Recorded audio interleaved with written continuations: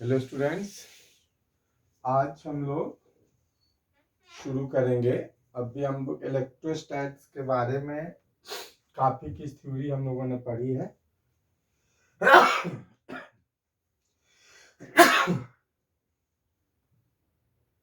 आज हम लोग देखेंगे कि motion of A charge particle in uniform electric field, कि यूनिफॉर्म इलेक्ट्रिक फील्ड में चार्ज पार्टिकल का मोशन कैसा होता है। लीजिएगा, आज हेडिंग लिखिए आप लोग कि motion of A charge particle, motion of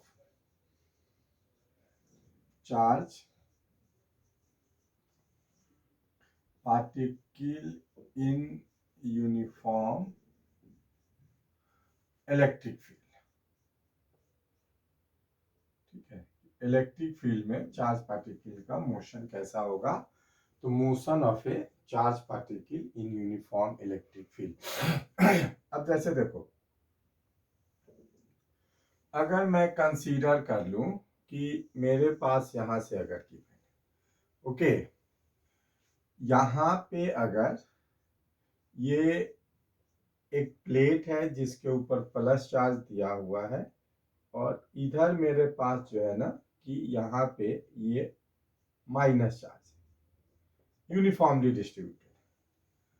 तो हम लोग जानते हैं कि इसमें जो होगा इलेक्ट्रिक फील्ड जो होगा जस्ट ये आपका ऐसे होगा, from positive to negative. This is the electric field, okay, and this electric field is from positive to negative. Suppose हम कंसीडर कर लेते हैं कि यहाँ पे कोई एक इलेक्ट्रॉन जो है जो वेलोसिटी v से just perpendicular to the magnetic field in कर इलेक्ट्रिक फील्ड इन करता है, जहां पे इलेक्ट्रिक फील्ड का मैग्नीट्यूड E है। ओके, तो जब electric just here we are taking electron, तो याद रखिएगा कि यूनिफॉर्म इलेक्ट्रिक फील्ड में प्रोटॉन का जो मोशन होता है ये आपका एक्सेलरेटेड मोशन होता है। कैसा मोशन होगा कि प्रोटॉन का जो मोशन होगा ये आपका एक्सेलरेटेड मोशन होता है और इलेक्ट्रॉन का जो मोशन होता है ये रिटार्डेड होगा, because proton moves along the direction of electric field and electron जो होता है just it moves opposite to the electric field, therefore its motion is means retarded. Okay, now here we can say if अगर कोई electron यहाँ पे इन करता है तो बताइए ये इलेक्ट्रॉन कैसे जाएगा, सीधे जाएगा, ऊपर की तरफ जाएगा कि नीचे की तरफ जाएगा। यस बताइए। हाँ, सही कहा आप लोगों ने कि सर इलेक्ट्रॉन जो जाएगा जस्ट ये ऊपर जाएगा। रीजन आपने दिया कि बिकॉज इलेक्ट्रॉन के पास जो है निगेटिव चार्ज है, देयरफॉर ये पॉजिटिव प्लेट के टुवर्ड्स जो होगा ये आपका अट्रैक्ट होगा। जैसे ही ये इलेक्ट्रिक फील्ड के बाहर आता है फिर वहां से जस्ट वो टेंजेंट के लॉन्ग आप कह सकते हो कि स्ट्रेट पाथ में ये आपका इधर मूव कर लेगा। तो this is the direction of the path. हम लोग डिसाइड करेंगे कि एक्चुअल में इसका पाथ कैसा होता है। अगर इसके प्लेट का डिस्टेंस अगर x हो गया और यहां से इलेक्ट्रिक फील्ड के डायरेक्शन में अगर ये y डिस्टेंस को कवर करता है, तो अब आप कह सकते हो कि फोर्स ऑन इलेक्ट्रॉन, तो फोर्स ऑन इलेक्ट्रॉन हो जाएगा which is equal to minus of e into E, where negative sign क्या बता रहा है कि इलेक्ट्रॉन जो है जस्ट इसके इलेक्ट्रिक फील्ड के अपोजिट में मूव कर रहा है। तो देयरफॉर हम कहेंगे कि आप हमको इसका एक्सेलरेशन बताओ। तो एक्सेलरेशन आपका हो जाएगा एफ अपॉन एम, एक्सेलरेशन हो जाएगा एफ अपॉन एम। तो देयरफॉर आप कह सकते हो कि E into E by m, this is the retardation acceleration. Okay, अब initially in the vertical direction, its velocity is 0. Initially, in the vertical direction, its velocity is 0 because it is moving perpendicular to the electric field. Okay, so here initially we can say that x is equal to 0. So there we will write y is equal to ut plus half at square. Y is equal to ut plus half at square. So 0 into t plus 1 by 2 e into e by m into t square. तो y is equal to हम यहां से लिख सकते हैं e into E upon m into T square. e into E upon this is the equation first. Okay, now in the same time it will cover the horizontal distance x perpendicular to the magnetic electric field. So therefore in horizontal direction perpendicular to the electric field, its velocity is constant. So therefore it will cover the distance x is equal to v into t. Okay, x is equal to v into t. So therefore we can write t is equal to x upon v. t की value हो गई x upon v. Now substituting this value in this equation, we can find y is equal to e into e by m into x upon v whole square. Okay, this can be written as y is equal to e into e upon m x into v square. So therefore we can write this can be written as e into e mv square into x square. e into e, this can be written as mv square upon x square. Now this is the equation of a parabola. Therefore we can say if a electron entered or a charge entered in a uniform magnetic field perpendicular to its direction, then its path will be parabolic. हम लोग कहेंगे कि अगर कोई electron in करता है तब इसका पाथ जो होगा पैराबोलिक होगा. हम लोग कहेंगे कि its path is parabolic. y is equal to e into E upon m v square into x square. तो हम लोग यहाँ से कह सकते हैं कि इसका पाथ जो है its path is parabolic e into E m v into x square. अब जैसे देखो, अब तुम कहोगे कि अपने एक्चुअल पाथ से वो कितने एंगल से डेविएट कर गया. We have to find the deviation कि अपने वो एक्चुअल पाथ से कितने से वो डेविएट कर जाएगा, कितना उसका डेविएशन होगा. तो अब तुम यहां से लिख सकते हो कि vx is equal to v and vy is equal to u plus at. u is equal to 0 e into E by m और t की वैल्यू हो गई x बाई v. तो therefore we can write vy is equal to e into E x upon m into v. मेरे पास यहां से हो गया कि this is the velocity in the y direction. हम लोगों ने यहाँ पे वेलोसिटी को y डायरेक्शन में कंसीडर किया. अब आप यहां से कहोगे कि डेविएशन कितना होगा. तो डेविएशन अगर मैं यहां से लिखूंगा तो tan theta is equal to v y upon v x. tan theta is equal to v y upon v x हो जाएगा. तो देयरफॉर आप यहां से डेविएशन लिख सकते हैं. This can be written as e into x upon mv square. So therefore theta can be written as, we can write tan inverse e into x upon mv square. ठीक है. तो यहां से हम लोग के पास अगर यहां से अगर ये गिवन होगा theta is equal to tan inverse e into x upon mv square. तो इस तरह से आप यहां से डेविएशन को फाइंड कर लेंगे. तो देखो बच्चों, कभी भी ये याद रखना कि अगर कोई चार्ज पार्टिकल इलेक्ट्रिक फील्ड के डायरेक्शन में इन करेगा या उसके अपोजिट में इन करेगा, कि अगर कोई चार्ज पार्टिकल इलेक्ट्रिक फील्ड के डायरेक्शन में इन करता है या आप कहोगे जस्ट उसके अपोजिट में इन करेगा, तब इसका पाथ स्ट्रेट लाइन होगा। कैसा होगा? इसका पाथ स्ट्रेट लाइन होगा। यही जब इलेक्ट्रिक फील्ड के जस्ट अगर वो परपेंडिकुलर इन करेगा, तब क्या हो जाएगा? इसका पाथ पैराबोलिक हो जाएगा। याद रखिएगा, this is a very important question, और ये ऑलवेज पूछा जाता है कि चार्ज पार्टिकल है तो चार्ज पार्टिकल का मोशन यूनिफॉर्म इलेक्ट्रिक फील्ड में कैसा होगा?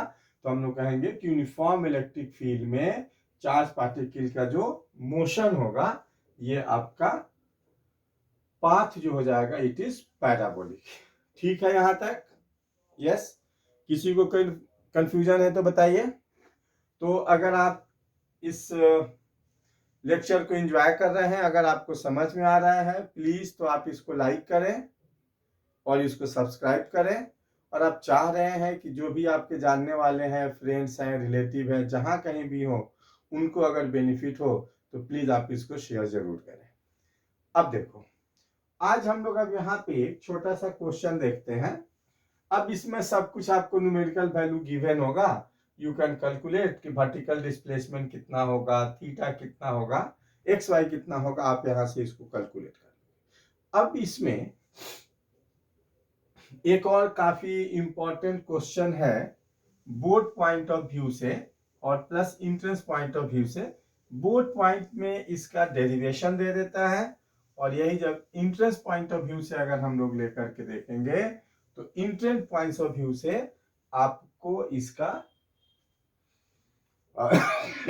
आंसर याद रखना होगा कि इसका आंसर क्या है। लिखिए कि magnetic field electric field at the axial line of a uniformly distributed ring। आज हम लोग देखेंगे कि electric field at the axial line, हम यहां से कहेंगे axial line of uniformly distributed ring, कि अगर मेरे पास कोई एक रिंग है तो उस रिंग के एक्सियल लाइन पे इलेक्ट्रिक फील्ड हमको फाइंड करनी है। We have to find the electric field at the axial line of a uniformly distributed ring. तो जैसे देखो, अगर मैं यहां से कह दूं कि मेरे पास यहां से अगर ये कोई एक रिंग है जिसका सेंटर O हो गया और इसके ऊपर चार्ज Q यूनिफॉर्मली डिस्ट्रीब्यूटेड, हम कहेंगे कि इसके ऊपर चार्ज Q जो है यूनिफॉर्मली डिस्ट्रीब्यूटेड है, कि charge Q is uniformly distributed on it, और हमने कह दिया दिस इज एक्सियल लाइन। ये एक एक्सियल लाइन हो गया जिसका इसके सेंटर से डिस्टेंस x है, and the radius of the ring is a। हमने कह दिया कि a be the radius of the ring, and charge Q जो है इसके ऊपर यूनिफॉर्मली डिस्ट्रीब्यूटेड है। तो इस पॉइंट्स पे हमको इसका इलेक्ट्रिक फील्ड फाइंड करनी है। तो अगर हमको यहाँ पे इलेक्ट्रिक फील्ड अगर फाइंड करनी है, देखिए आप लोगों को एक बात यहाँ पे क्वेश्चन करना चाहिए था कि सर आपने सर्किल कंप्लीट ऐसे नहीं ड्रॉ किया, आपने इधर एक एच लाइन, डॉटेड लाइन आपने ड्रॉ किया है। ऐसा क्यों? कि डॉटेड लाइन जो है, हम लोग डॉटेड लाइन क्यों ड्रॉ किए हैं? तो देखो, हम लोग यहां से कहेंगे कि basically the plane of the ring is perpendicular to the plane of the board, कि रिंग का जो प्लेन है बोर्ड के प्लेन के जस्ट परपेंडिकुलर। जैसे सपोज करो कि this is a ring, okay, ये एक रिंग है, एक्चुअल में आपके पास ये ऐसे रखा हुआ है, मीन्स जो डॉटेड लाइन है ये जस्ट आपके बैक वाला पार्ट है।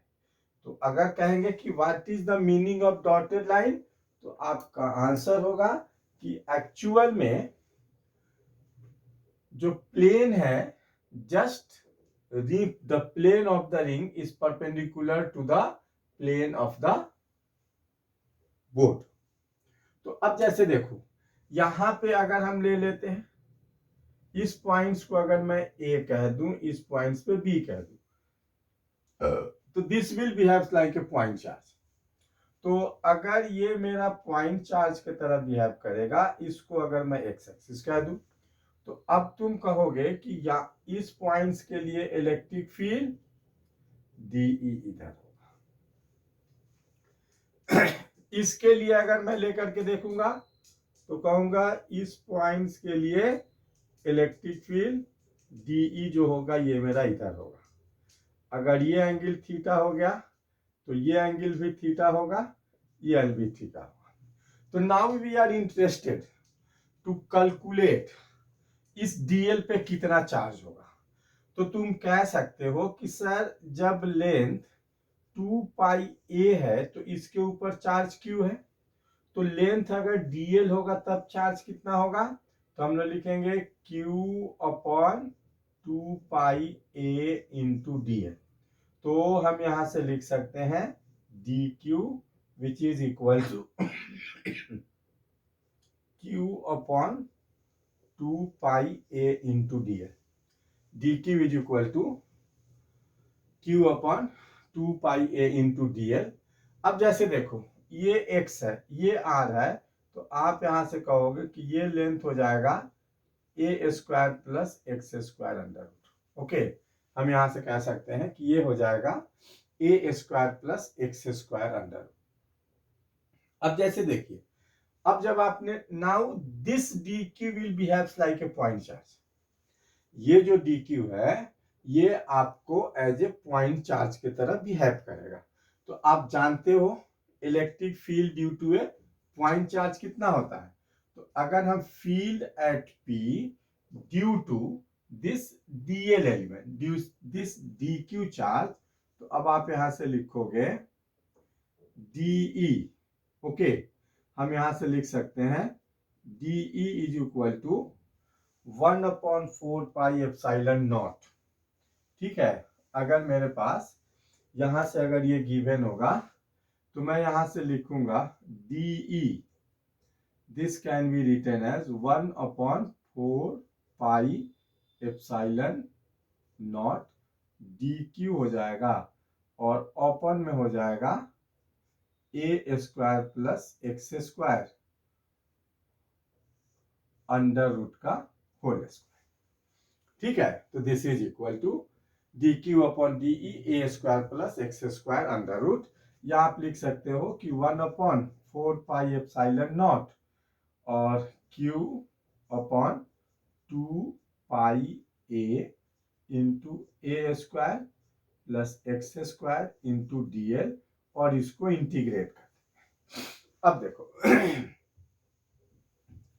अब मेरे पास यहां से अगर ये गिवन है, अब हम कह सकते हैं कि there will be 2 components of this.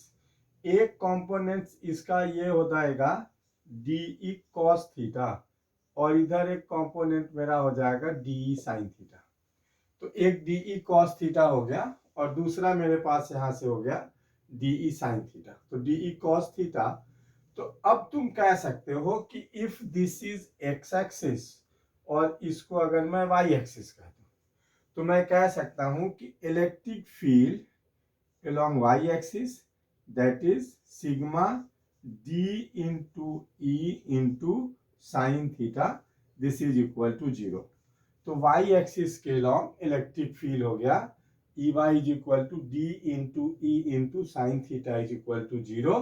तो यहां से ये हो गया dE sine theta is equal to 0। अब देखो, अब हम यहां से निकालेंगे electric field along x axis. तो एक्स एक्सिस के अलोंग जो हो जाएगा मेरे पास यहां से हो जाएगा D into E into cos theta. तो अगर आप 2 इंटू डी लिखोगे तब आप इसको इंटीग्रेट करेंगे 0 से लेकर के पाई आर तक। अगर 2 से नहीं मल्टीप्लाई करोगे तो 2 पाई आर तक।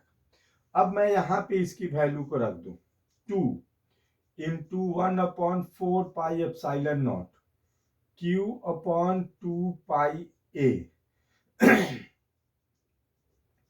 ए स्क्वायर प्लस एक्स स्क्वायर, और कॉस थीटा की वैल्यू हम लिख सकते हैं x upon a square plus x square under root, because आप यहां से लिखोगे cos theta is equal to x upon a square plus x square under root और इंटू डीएल।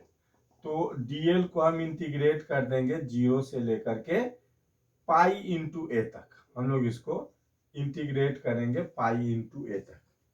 तो जब आप इसको करोगे तो हो जाएगा 2 into 1/4 pi epsilon not q upon 2 pi a into a square plus x square whole to the power 3/2 into pi a. तो पाई ए से पाई ए कट जाएगा और एक्स यहां पर एक आ जाएगा। तो फाइनली जो है इलेक्ट्रिक फील्ड हो जाएगा, हम लोग यहां से कहेंगे E इज इक्वल टू हो जाएगा 1/4 pi epsilon not Q into x और ओपन में हो जाएगा a square plus x square whole to the power 3/2। तो this is the electric field at the axial line of uniformly distributed. अब तुम देखोगे क्या कि x इज इक्वल टू 0 होगा तब आपका इलेक्ट्रिक फील्ड 0 होगा। जैसे जैसे x इंक्रीज करेगा तो इलेक्ट्रिक फील्ड आपका बढ़ता है, और जब x is equal to a upon root 2 हो जाता है तो इलेक्ट्रिक फील्ड आपका मैक्सिमम होगा, और उसके बाद जो होगा जस्ट आपका इलेक्ट्रिक फील्ड जो है कि आपका डिक्रीज करेगा। तो अगर आप चाहते हो कि मैं इसमें अगर इलेक्ट्रिक फील्ड में और डिस्टेंस में अगर ग्राफ ड्रॉ करूं, कि मेरे पास अगर ग्राफ अगर आपको ड्रॉ करना है, सपोज कि एक यूनिफॉर्मली डिस्ट्रीब्यूटेड रिंग है, तो यूनिफॉर्मली डिस्ट्रीब्यूटेड रिंग के लिए अगर आप ग्राफ ड्रॉ करोगे, इधर आपके पास यहां से अगर ये एक्स एक्सिस हो गया और इधर मेरे पास इलेक्ट्रिक फील्ड हो गया, तो हम लोग देखते क्या है कि इनिशियल में इलेक्ट्रिक फील्ड आपका इंक्रीज करेगा, ऐसे इंक्रीज किया at x is equal to a upon root 2 पे मैक्सिमम होता है, उसके बाद फिर आपका यहां से ये डिक्रीज करने लगेगा। तो इलेक्ट्रिक फील्ड शुरू में इस तरह से ये आपका इंक्रीज करेगा और x is equal to a upon root 2 पे मैक्सिमम होता है, उसके बाद फिर जो है आपका इलेक्ट्रिक फील्ड जो है ना कि डिक्रीज करने लगता है। अगर आप इसको प्रूफ करना चाहते हो कि कैसे ये x is equal to a upon root 2 कैसे हुआ, तो इसको करने के लिए आप सिंपली क्या करेंगे, इसको x के रेस्पेक्ट में डिफरेंशिएट कर दोगे और फॉर मैक्सिमम और मिनिमम dy अपॉन dx 0 होता है, यानी फॉर मैक्सिमम और मिनिमम के लिए dE अपॉन dx जो होगा आपका 0 हो जाएगा। तो इस तरह से आप फाइंड कर सकते हैं। तो जिस तरह से हमने कहा कि अब जैसे देखो, अगर हम ले लेते हैं कि at x is equal to 0, तो at x is equal to 0 कहेंगे तो electric field at the centre due to a uniformly distributed ring, कि अगर कोई यूनिफॉर्मली डिस्ट्रीब्यूटेड रिंग है तो यूनिफॉर्मली डिस्ट्रीब्यूटेड रिंग के सेंटर पे 0 होता है। यहां तो आप एक्सप्रेशन से बता दिए कि इलेक्ट्रिक फील्ड आपका 0 हो गया, बट हम लोग क्या कहेंगे कि अगर यहां पर लोगे ना तो सब डायमेट्रिकली अपोजिट, क्योंकि यूनिफॉर्मली चार्ज डिस्ट्रीब्यूशन है। हाँ, अगर चार्ज डिस्ट्रीब्यूशन यूनिफॉर्म नहीं होगा तब 0 नहीं होगा। हमने यहाँ पे कहा है कि डिस्ट्रीब्यूशन ऑफ चार्ज जो है कि आपका यूनिफॉर्म है, तो डिस्ट्रीब्यूशन ऑफ चार्ज अगर यूनिफॉर्म है इसलिए सब एक दूसरे को जैसे इस पार्ट वाला एलिमेंट अपने अपोजिट को, इधर वाला अपने अपोजिट को, ये सब एक दूसरे को क्या कर देते हैं, कैंसिल कर देते हैं, जिसके वजह से इलेक्ट्रिक फील्ड जो होता है सेंटर पे 0 हो जाता है at x is equal to plus minus a/√2 पे मैक्सिमम हो जाएगा। x की वैल्यू को यहाँ पे a/√2 पुट कर दोगे तब आपको इसकी मैक्सिमम वैल्यू मिल जाएगी। तो आज याद रखेंगे कि यहाँ तक हम लोगों ने आज 2 टॉपिक देखा, आपको बताया कि motion of A charge particle in uniform electric field क्या होगा, और अगर कोई एक यूनिफॉर्मली डिस्ट्रीब्यूटेड रिंग अगर गिवन है तो यूनिफॉर्मली डिस्ट्रीब्यूटेड रिंग के लिए आपको उसके सेंटर पे इलेक्ट्रिक फील्ड 0 होता है। सेंटर से जैसे जैसे आगे बढ़ते हो इलेक्ट्रिक फील्ड उसका इंक्रीज करता है at x is equal to a/√2 पे मैक्सिमम होता है। तो मैं उम्मीद करता हूं कि आप लोगों ने इस लेक्चर को एंजॉय किया, आप लोगों को बहुत समझ में आया, आप लोगों ने काफी सारा क्वेश्चन पूछा, मैंने आप सबका डाउट्स भी क्लियर किया। इसी तरह से आप क्लास को करें, क्लास में रेगुलर रहें। क्लास अगर मिस करते हैं तो फिर आपको प्रॉब्लम होती है, तो रेगुलर रहें। और मैं आप फिर से कहता हूं कि अगर आप क्लास को एंजॉय कर रहे हैं, आपको समझ में आ रहा है, तो फिर आप नेक्स्ट वीडियो के लिए आप वेट कीजिए, बहुत जल्दी आपको मिलेगा। और नेक्स्ट में क्लास में हम आपको बताएंगे इलेक्ट्रिक फ्लक्स, फ्लक्स के बारे में बताएंगे। हम लोग फ्लक्स के बारे में जानेंगे कि फ्लक्स क्या होता है। ठीक है, तो आज इतना रहने देते हैं। अगर आपको अच्छा लगा तो प्लीज आप इसको लाइक करें, सब्सक्राइब करें, और आप चाहते हैं कि जितने सारे भी आपके जानने वाले हैं जो इस अभी स्टूडेंट लाइफ में हैं, जो पढ़ रहे हैं, आपके दोस्त हों, आपके फ्रेंड हो, आपके कैसे भी हो, आप सबको जो है ना कि प्लीज प्लीज प्लीज आप इसको शेयर करें। आज इतना रहने देते हैं। Thank you.